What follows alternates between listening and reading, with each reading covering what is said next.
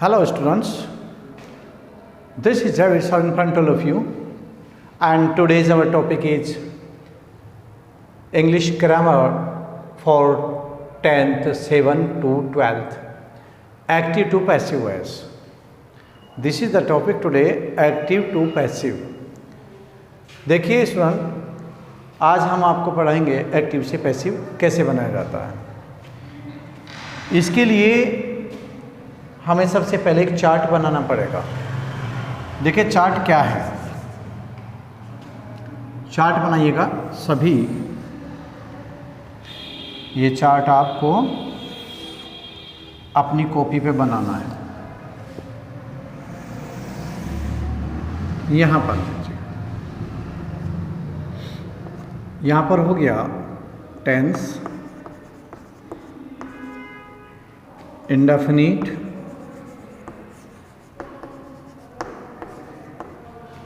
Continuous,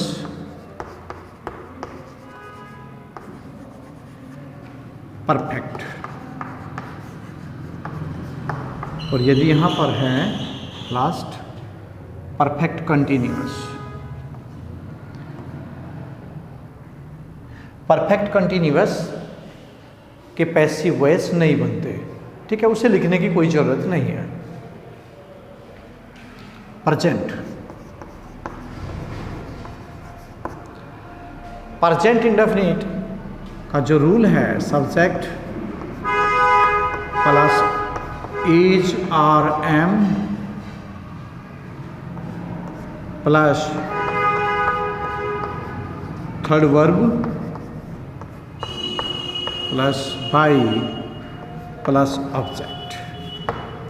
ठीक है students, यहाँ पर कंटिन्यूअस पे आइए। ये प्रेजेंट कंटिन्यूअस है, subject plus is are am plus being. अगर ये कंटिन्यूअस है आईएनजी वाले, बीइंग लगती है इनमें, प्लस थर्ड वर्ब सब में लगेगी, third verb plus by plus object. Perfect में आइएगा, subject plus has have plus been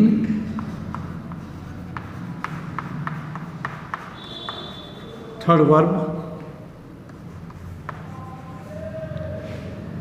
plus by plus object. Present complete. इसके बाद आपको देखना है पास्ट, ये हो गया past indefinite. Subject plus was for plus third verb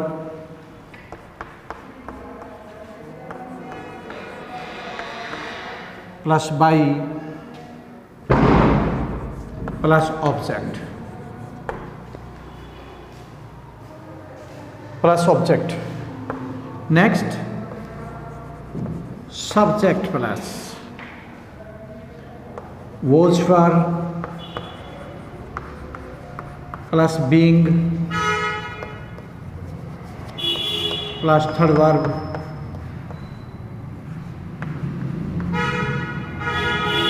plus by plus object. इसके बावजूद यहाँ पर आ जाइए परफेक्ट में, subject plus had plus been plus third verb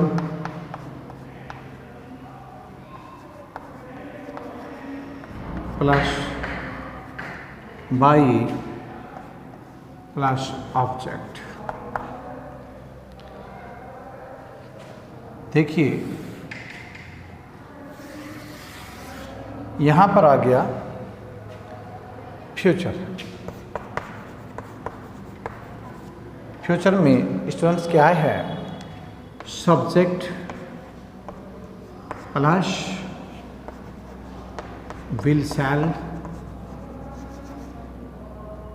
plus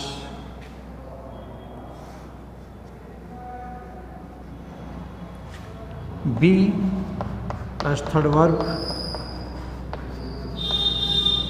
plus by plus object. Continuous की पैसिव वॉइस नहीं बनती। किस फ्यूचर कंटिन्यूअस, फ्यूचर परफेक्ट में आइएगा, subject plus will have, shall have plus been plus third verb plus by और plus object. Students देखिए, tense present indefinite में जो मैंने लिखवाया है, इंडेफिनिट में सब्जेक्ट इजारम में से कोई एक लगा देते हैं। जैसे ही मैं आपको पैसिव वॉइस बना करके दिखाऊंगा, थर्ड वर्ब लगेगी, बाय लगेगी, ऑब्जेक्ट, और सभी जितने भी टेंसेस है सभी में थर्ड फॉर्म का प्रयोग होना है। किसी में भी सेकंड या फर्स्ट का प्रयोग नहीं होना, किसी में आईएनजी फॉर्म का प्रयोग मत करना, सभी में थर्ड फॉर्म का प्रयोग दिखाया गया है। और जो 8 हमारे पार्ट है टेंस के, जो 8 जो है 8 पार्ट्स ऑफ टेंसेस है, उनकी पैसिव वॉइस बनती है, जबकि 4 की पैसिव वॉइस नहीं बनती। कौन कौन से हैं वे? Present perfect continuous, past perfect continuous, future perfect continuous और फ्यूचर कंटिन्यूअस की पैसिव वॉइस नहीं बनती। तो ये रहा आपके सामने चार्ट। और अब इसके बावजूद हम आपको बताएंगे, एक टेबल लिखवा रहा हूँ, ज़रा उसे भी आप उतार लेंगे। यहाँ पर देखिए, उम्मीद करते हैं सभी की ये जो टेबल है, जो टेंस टेबल है, ये समझ में आया होगा और आपने उतार लिया होगा। इसके बावजूद यहाँ पर ध्यान दीजिएगा, यहाँ पर ध्यान दीजिए, ये है आपका I, my, me, we, our, us, you, your, you,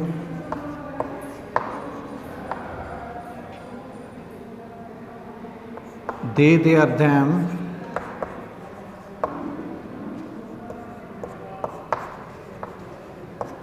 he, his, him,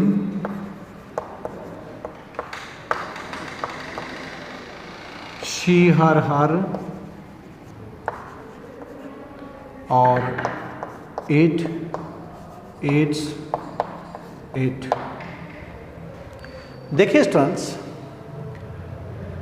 अगर आई है तो बाई मी हो जाता है, और यदि मी ऑब्जेक्ट के रूप में हो तो उस जो है सब्जेक्ट बनाते दफे आई बन जाता है।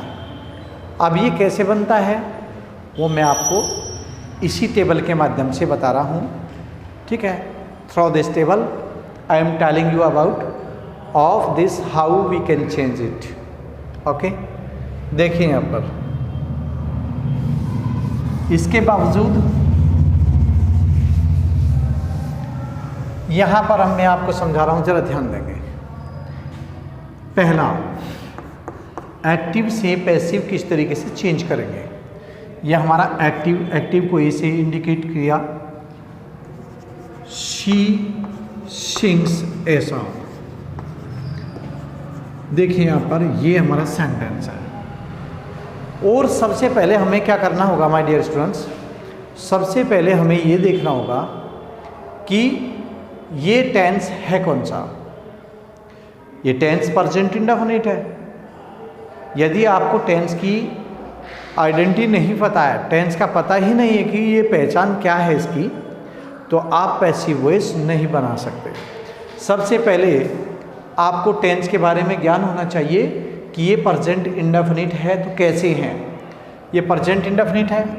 अब मैं आपको बता रहा हूँ कि प्रेजेंट इंडेफिनिट कैसे है। देखिए, सिंगुलर जो सब्जेक्ट होता है, singular subject he, she, it, Ram, Sita, Mohan आदि किसी भी व्यक्ति का सिंगल नेम, वो हमारे क्या होते हैं, फर्स्ट पर्सन सब्जेक्ट होते हैं, यानी कि सिंगुलर सब्जेक्ट होते हैं। और सिंगुलर जो सब्जेक्ट हैं, फर्स्ट पर्सन सब्जेक्ट नहीं बोलेंगे, ये थर्ड पर्सन के सब्जेक्ट हैं, लेकिन इनको बोलेंगे हम सिंगुलर सब्जेक्ट। और ये सिंगुलर सब्जेक्ट जो होते हैं हमेशा इनके साथ में एस या E S in first form, यदि फर्स्ट फॉर्म में एस या ई एस आई होती है तो प्रेजेंट इंडेफिनिट टेंस की पहचान बन जाती है कि प्रेजेंट इंडेफिनिट टेंस है।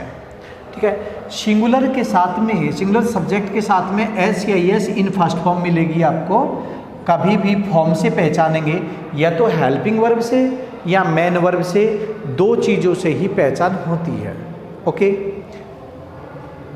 तो हमारी यहाँ मेन वर्ब है, subject, main verb and object. ठीक है, अब इसके बावजूद हमें क्या दिखाई दे रहा है, फर्स्ट फॉर्म में एस लगा हुआ है, सिंग्स, तो प्रेजेंट इंडेफिनिट हुआ क्योंकि सब्जेक्ट सिंगुलर है। और यहाँ फर्स्ट फॉर्म में एस लगा हुआ है तो ये प्रेजेंट इंडेफिनिट को आइडेंटिफाई कर रही है। ओके, बनाने का तरीका कि हम इसको पैसिव वॉइस कैसे बनाएं। सबसे पहले हमें देखना होगा, ये सब्जेक्ट है माय डियर स्टूडेंट्स, यहाँ पर ये हमारी मेन वर्ब है, और ये जो मेन वर्ब के शेष बचता है ऑब्जेक्ट होता है। इस ऑब्जेक्ट को यहाँ से ए सॉन्ग नामक ऑब्जेक्ट को उठा करके पैसिव वॉइस का सब्जेक्ट बना लिया जाता है। ओके, ए सॉन्ग, ध्यान दे करके आप देखेंगे मैंने लिखा है ए सॉन्ग, जो भी चीज़ यहाँ है, काश यहाँ पर होता आई हेल्प या शी हेल्प्स मी। ठीक है, मैं क्या बोल रहा हूँ, ध्यान देना, she helps me, present indefinite है, एस लगा हुआ है सी के साथ में, तो हेल्प्स हो गया, प्रेजेंट इंडेफिनिट का अफर्मेटिव सेंटेंस है। ओके, और मी लिखा हुआ है, मैंने कहा ना मी है तो आई बना दो, तो मी अगर हमारा एक्टिव वॉइस में ऑब्जेक्ट के रूप में हो तो सब्जेक्ट में उसका आई बन जाता, तो मी का यहाँ आई बन जाता, और आई के साथ में एम आता है। अब हम इसके रूल को देखेंगे इसी के according, come to the point, हमारा जो है उसके ऊपर देखिएगा। तो ए सॉन्ग यहाँ लिखा हुआ है ए सॉन्ग, तो हमने ए सॉन्ग लिखा। अब रूल क्या कहता है प्रेजेंट इंडेफिनिट का, जो मैंने अभी अभी लिखवाया है, तो वो कहता है कि इज आर एम में से कोई एक चूज करो। 3 लिखवा मैंने, इज आर एम, तो आई होता तो एम आता, जो है किसी भी व्यक्ति या सिंगुलर सब्जेक्ट है तो इज आएगा, अगर प्लूरल होगा तो आर का प्रयोग किया जाएगा। प्लूरल एक से अधिक कोई भी चीज़, वस्तु या आदमी, राम एंड श्याम, एक से ज़्यादा कोई भी नाम है। ठीक है, यू वी दे प्लूरल होता है, राम एंड श्याम। ठीक है, तो एक से ज़्यादा जो भी चीज़ होती है वो प्लूरल होती है। ठीक है, और आई के साथ हमेशा एम का प्रयोग किया जाता है। तो a song is in present indefinite, in the case of present indefinite a song is third form of, फिर इसके बाद क्या दिया, थर्ड फॉर्म ऑफ वर्ब, यानी थर्ड फॉर्म ऑफ वर्ब कहते हैं, सिंग की थर्ड फॉर्म होती है माय डियर स्टूडेंट्स संग। ए सॉन्ग इज संग, रूल कहता है। फिर कहता है बाई, कि बाई लगा देते हैं। ठीक है, ये रूल के अकॉर्डिंग है। अब फिर क्या कहता है कि ऑब्जेक्ट, यानी कि पैसिव एक्टिव वॉइस का जो सब्जेक्ट है उसको पैसिव वॉइस का ऑब्जेक्ट बना देते हैं, और सी का क्या बन जाएगा बाय द टेबल, हर। सी है तो हर बना दो, हर है तो सी बना दो। मैंने अभी बोला था अगर यहाँ हर आता और इसी का ही हमें क्या बनाना होगा, अगर इसी का ही एक्टिव या पैसिव वॉइस बनाना होगा, अगर हर लास्ट में है तो उसका स्टार्टिंग में आने पर जो है क्या बन जाएगा, सी बन जाएगा। ठीक है, सब्जेक्ट के रूप में उसका सी बन जाएगा। तो ये एक बार फिर समझ लीजिएगा, सी सिंग्स ए सॉन्ग हमने लिखा, यहाँ पर इसके ऑब्जेक्ट को उठाया हमने एक्टिव वॉइस के, वो सब्जेक्ट ये यहाँ पर पैसिव वॉइस का सब्जेक्ट बना लिया, इसके ऑब्जेक्ट को हमेशा सब्जेक्ट बना लिया जाता है पैसिव वॉइस का। रूल के अकॉर्डिंग इज आर में से कोई एक सेलेक्ट करना होता है, इज एक वचन है तो इज, बहुवचन है तो आर, और आई है तो एम का प्रयोग हम कर लेते हैं। और यहाँ पर थर्ड फॉर्म ऑफ वर्ब लगाते हैं, हमेशा सभी में थर्ड फॉर्म लगेगी, ये थर्ड फॉर्म आपको याद करनी पड़ेगी। बाई लगा दिया और सी का हर में कन्वर्ट कर दिया। Okay, this is the passive voice active to passive. Okay, next. उम्मीद करते हैं सभी की समझ में आया होगा। आगे देखते हैं। नेक्स्ट करता हूं active S. He does not, negative के लिए चलते हैं, परसेंट इंडेफिनिट का negative. He does not play the match, MATCH, full stop. Full stop लगाना जरूरी है माय डियर। यहाँ पर देखिए द मैच को उठाएंगे, ऑब्जेक्ट है ये, और ये एक्टिव है, हमें बनाना पैसिव है, तो the match MATCH।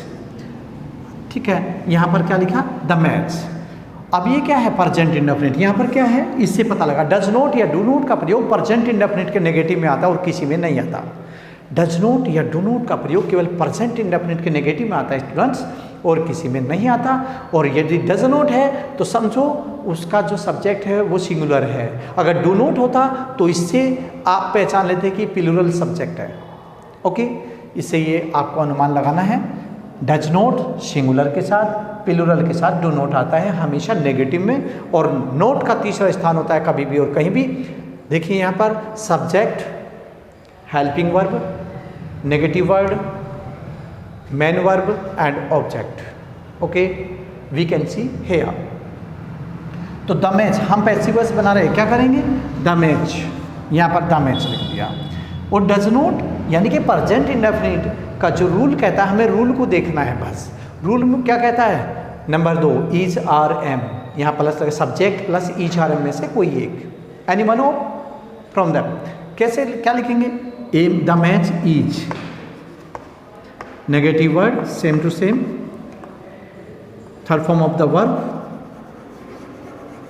By, and subject को ही का हिम हो जाता है, कन्वर्ट हिम में कर दिया। ओके, हमने चेंजिंग किया इसको हिम में। नेक्स्ट नंबर, नेक्स्ट ये 2 था, अब 3 आ जाएगा एक्टिव वॉइस। इसका इंटरोगेटिव हम लेते हैं, डू यू हेल्प मी, क्या आप मेरी मदद करते हो, प्रेजेंट इंडेफिनिट।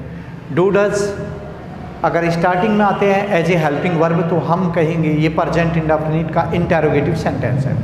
प्रेजेंट इंडेफिनिट का इंटरोगेटिव सेंटेंस स्टार्टिंग में हेल्पिंग वर्ब का आना, डू या डज का आना, और तो इंटरोगेशन मार्क, ठीक है, मिल जाता है, तो ये इंटरोगेटिव सेंटेंस हुआ।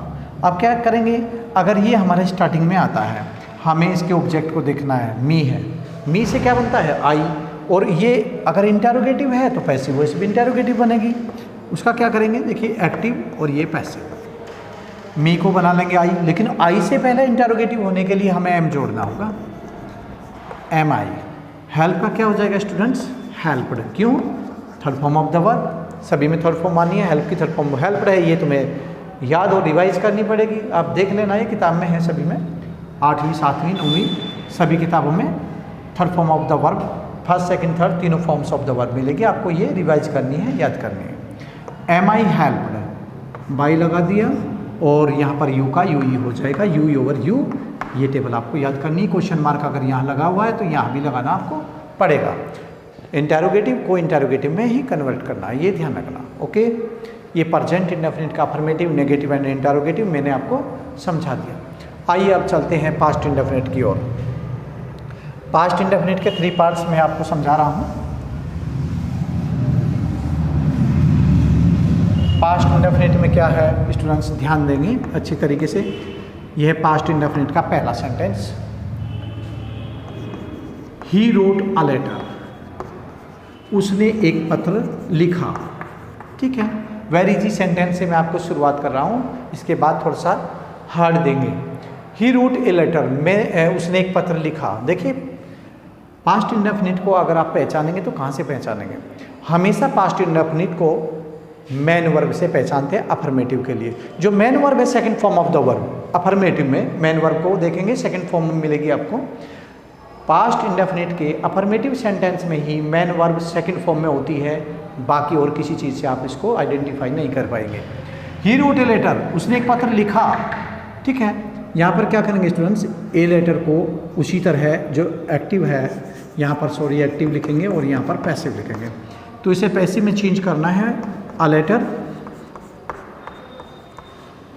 यहाँ पर पास्ट इंडेफिनिट का हम रूल चेक करेंगे, फिर वाज या वर में से कोई एक लेंगे, दोनों में ओब्लिक लगा हुआ है, इसका मतलब वाज या वर।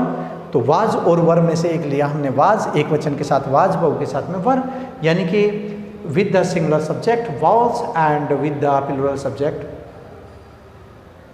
मैंने क्या बोला, with the singular subject was और with the plural subject were. तो ये इस तरीके से हम यूज करेंगे। अ लेटर वाज, राइट की थर्ड फॉर्म रिटन होती है, सेकंड रोट होती है WRITTEN। तो a letter was written by him, ये ध्यान आपको रखना है कि ही से बनाना है हिम, कभी भी और कहीं भी बनेगा तो ही से हिम बनेगा, ये ध्यान रखना। तो a letter was written by him. अब इसी का नेगेटिव सेंटेंस लेके चलते हैं एक्टिव वॉइस के लिए। My father did not teach me, या टीच हिम, हिम ले लो, आपकी बार मी ना लेकर के हिम ले लेते हैं। नेगेटिव डिड नॉट का प्रयोग पास्ट इंडेफिनिट में होता है और किसी में नहीं होता, और नेगेटिव वर्ड आया हुआ है तो नेगेटिव सेंटेंस हुआ।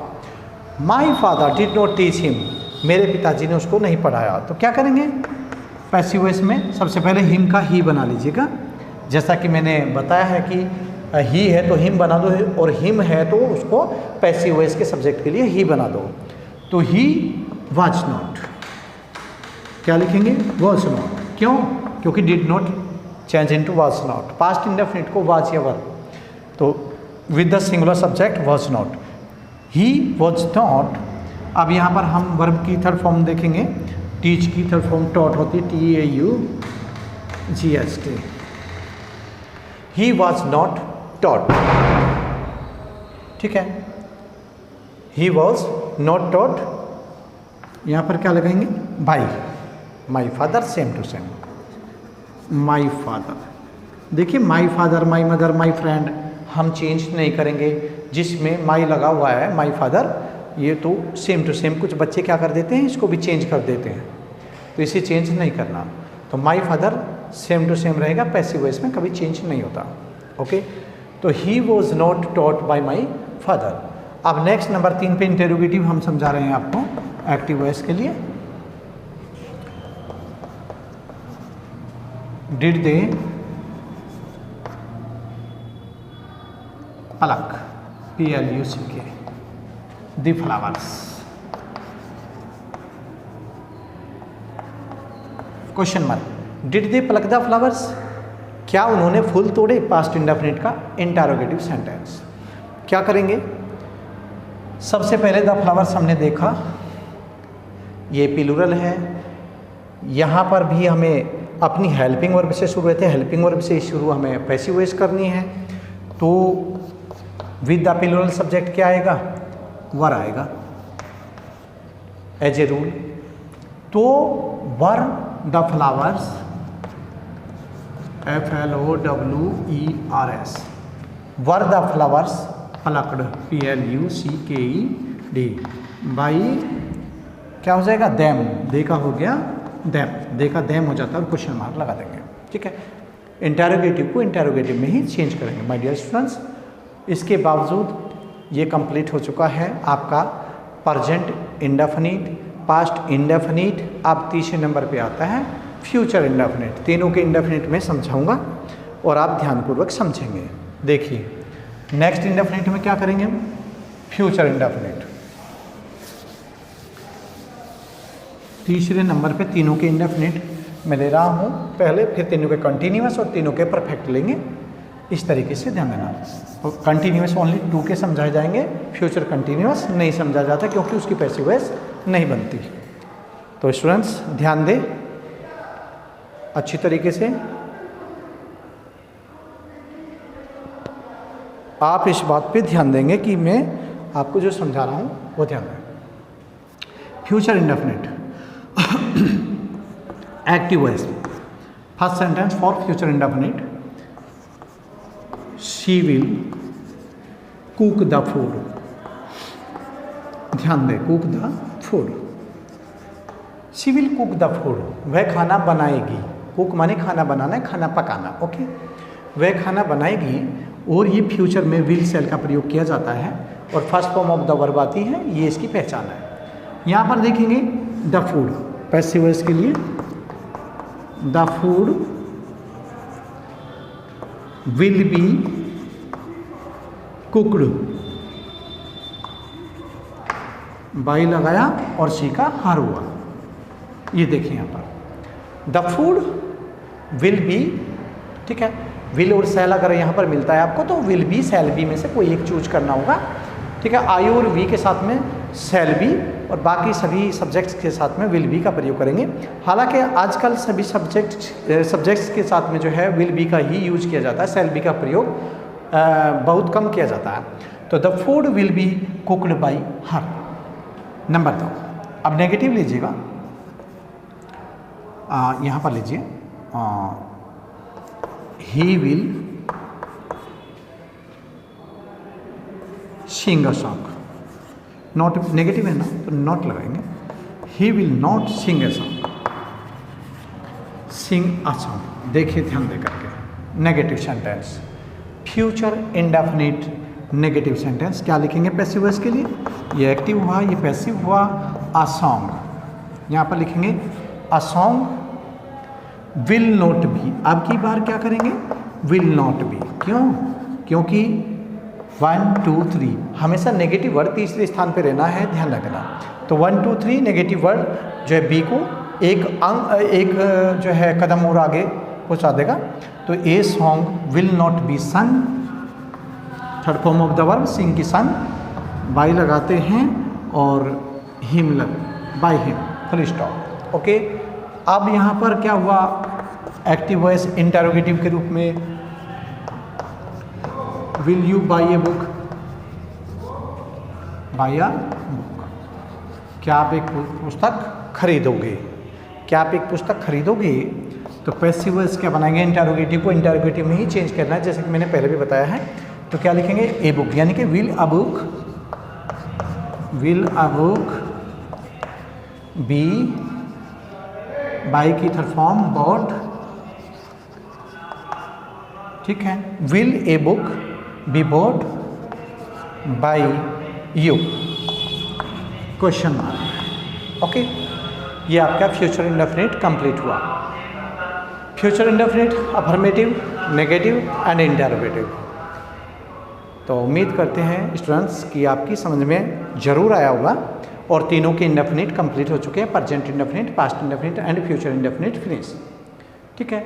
इसके बावजूद हम समझा रहे हैं प्रेजेंट कंटिन्यूअस, यानी कि प्रेजेंट कंटिन्यूअस और पास्ट कंटिन्यूअस, क्योंकि फ्यूचर कंटिन्यूअस की पैसिव वॉइस नहीं बनती, दैट्स ऑल। इसके बावजूद देखिए रूल अगर आपने याद कर लिए तो रूल के अकॉर्डिंग आप ये कंप्लीट कर सकते हैं, वरना आप कंप्लीट नहीं कर पाएंगे बाय द रूल। यहाँ पर देखिए एक्टिव वॉइस के लिए पास्ट प्रेजेंट कंटिन्यूअस, शी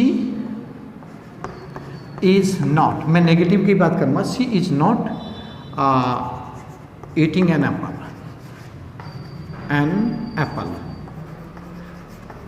देखिए यहाँ पर ये नेगेटिव सेंटेंस है प्रेजेंट कंटिन्यूअस का, उसको पैसिव वॉइस कैसे बनाएंगे? सबसे पहले यहाँ पर पैसिव वॉइस बनाने के लिए एन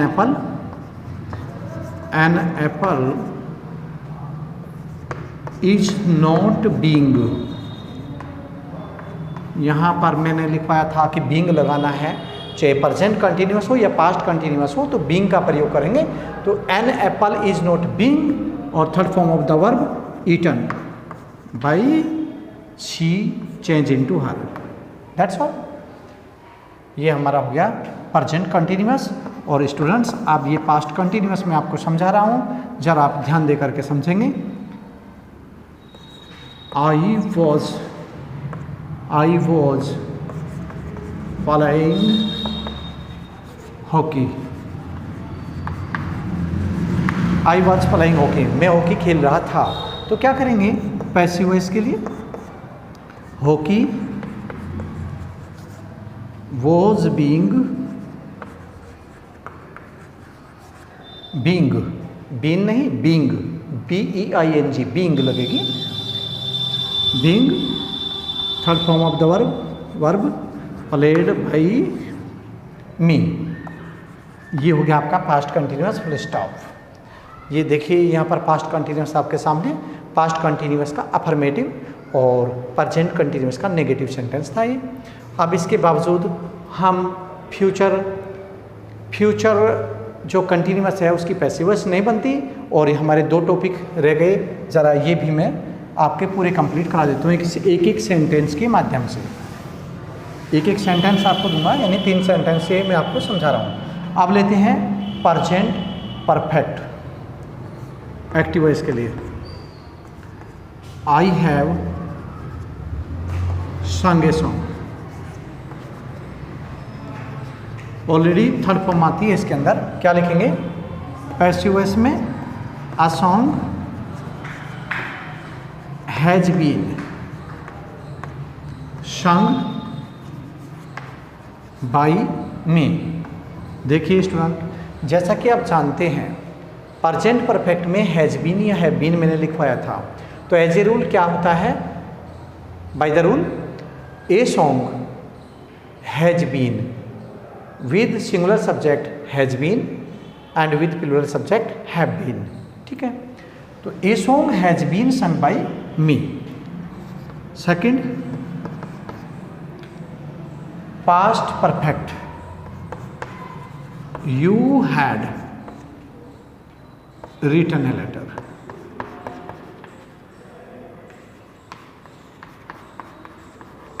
तुम एक पत्र लिख चुके थे, इसका मतलब हुआ मैं एक गाना गा चुका हूं, तुम एक पत्र लिख चुके थे। तो इसमें पैसिव वॉइस के लिए क्या करेंगे? A letter had been written by you, by you. A letter had been written by you. देखिए परफेक्ट, चाहे प्रेजेंट परफेक्ट हो या पास्ट परफेक्ट या फ्यूचर परफेक्ट, तीनों ही परफेक्ट में ऑलरेडी थर्ड फॉर्म आती है। ठीक है, अब ले लीजिएगा last and final future perfect, present perfect, past perfect and future perfect in the last sentence. अंत में अंतिम सेंटेंस, और अंत में एक सेंटेंस समझाऊंगा, ये जरा ध्यान से समझना। He will have bought a book, bought a book।